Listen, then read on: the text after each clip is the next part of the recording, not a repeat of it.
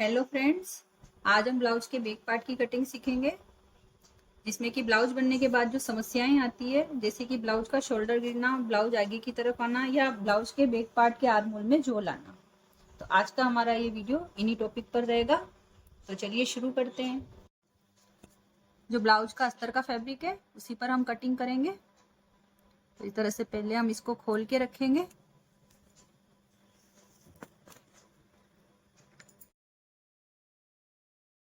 तो जो हमारा बंद भाग है कपड़े का, वहां से हम कटिंग शुरू करेंगे, क्योंकि तो ये फ्रंट हुक का ब्लाउज है इसलिए। तो सबसे पहले हमें ब्लाउज की लंबाई पर निशान लगाना है। अब जितना मुझे ब्लाउज बन के तैयार चाहिए उसमें मैं 1 इंच प्लस करूंगी, यानी कि मेरे ब्लाउज का सीना 36 है और लंबाई तैयार मुझे 14 चाहिए। उसमें मैंने 1 इंच प्लस करके टोटल इसकी लेंथ 15 इंच की लंबाई रखूंगी। तो यहाँ से मैंने 15 इंच पर एक निशान यहाँ लगा।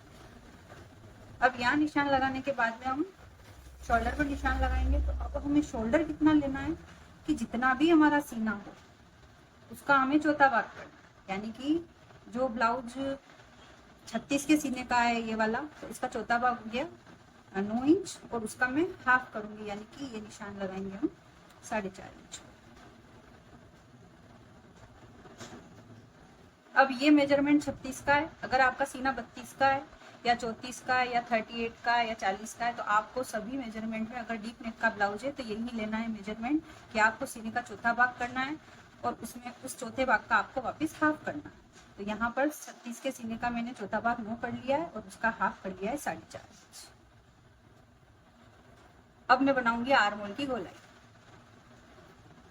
अब ये 36 के चेस्ट के अकॉर्डिंग आर्म होल की गोलाई में 6 इंच की रखूंगी।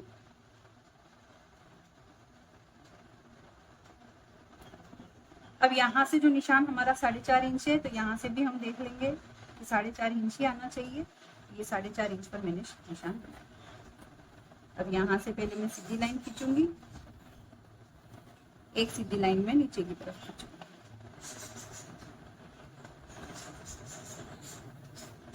ये लाइन खींचने के बाद में अब हम फिटिंग का निशान बनाएंगे, यानी कि 36 के सीने का चौथा भाग 9 इंच यहाँ हमारा फिटिंग रहेगा और 1.5 इंच का मैं इसमें मार्जिन ऐड करूंगी।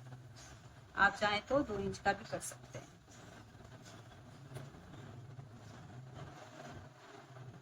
यहाँ से मैं सीधी लाइन खींचूंगी। अब हम आर्म होल की जो गोलाई बनाएंगे उससे पहले एक चीज हम ये करेंगे कि यहाँ से हम एक आधा इंच यहाँ इधर की तरफ एक निशान बनाएंगे और यहाँ से तिरछा निशान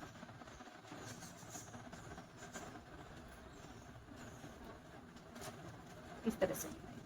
ये निशान मैंने क्यों बनाया है, ताकि इससे आपका आर्म होल की गोलाई का जो शेप आएगा ना वो बहुत अच्छा आएगा, और आप जब ब्लाउज बनके जब रेडी होगा तो गोलाई में आपके झोल नहीं आएगा, यानी कि जो सिलवटें पड़ती है ना गोलाई में वो नहीं पड़ेगी।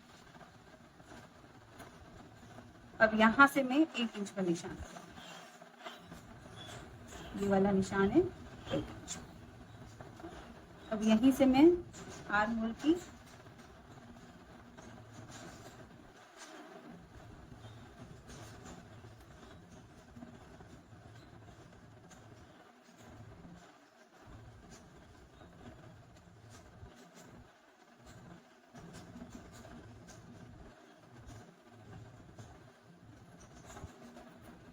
गोलाई का शेप दे दिया मैंने, और यहाँ से मैं स्केल से सीधी लाइन नीचे की तरफ।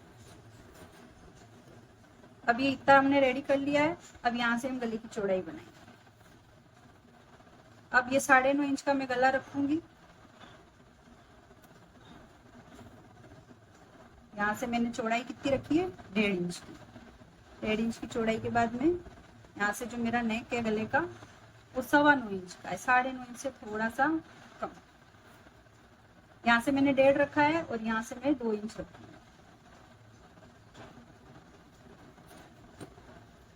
और इस तरह से सीधी लाइन खींच के हम इसको भी मिला।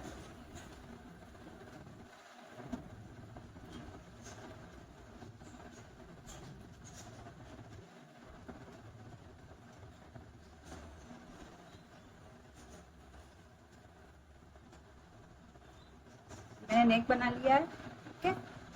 तीसरी चीज, यहाँ से अब हम जो हमारा ब्लाउज आगे की तरफ आता है या शोल्डर डाउन होता है, इसलिए अब हम क्या करेंगे, इसको नेक की तरफ से डाउन करेंगे आधा इंच।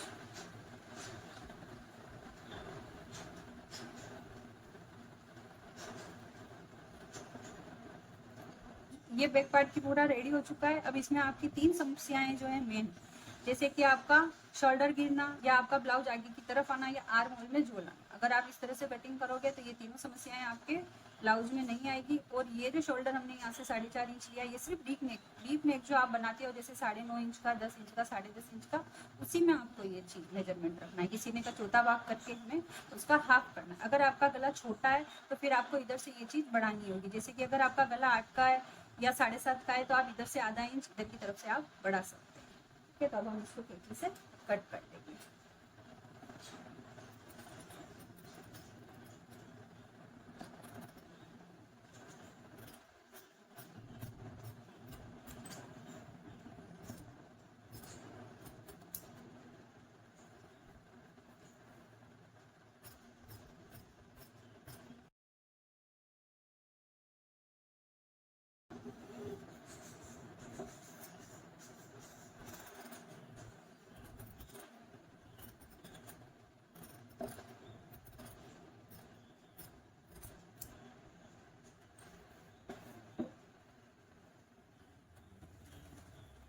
ये कंप्लीट हमारा बैक पार्ट रेडी।